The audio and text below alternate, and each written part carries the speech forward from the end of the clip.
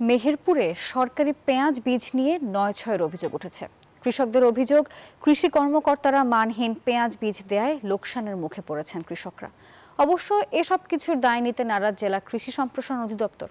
ডালিম সানোয়ারের পাঠানো তথ্য ছবি নিয়ে ডেস্ক রিপোর্ট।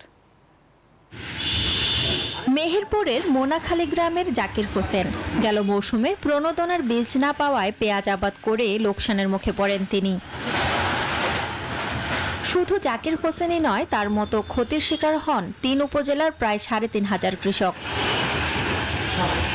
অবশ্য এই বিষয়টি আমলে নিয়ে গত মে মাসেই বীজ দেওয়ার সিদ্ধান্ত নেয় সরকার। তবে তাতেও মেলেনি স্বস্তি। কৃষকদের মাঝে বীজ সরবরাহ হলেও তার মান নিয়ে উঠেছে নানা প্রশ্ন।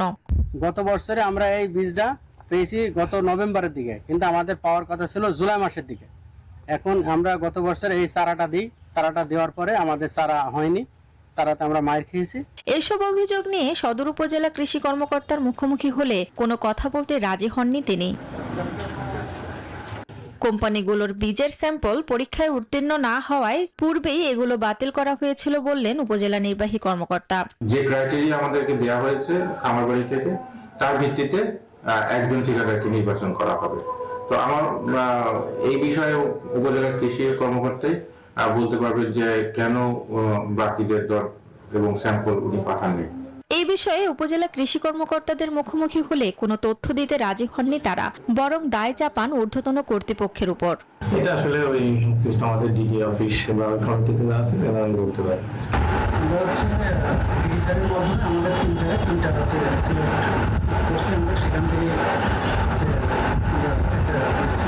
এসব অনিয়মের দায় নিতে নারাজ জেলা কৃষি সম্প্রসারণ অধিদপ্তর।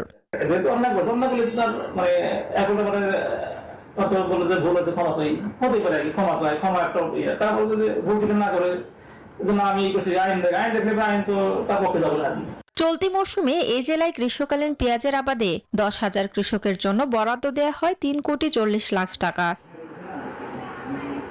Desk report, news 24।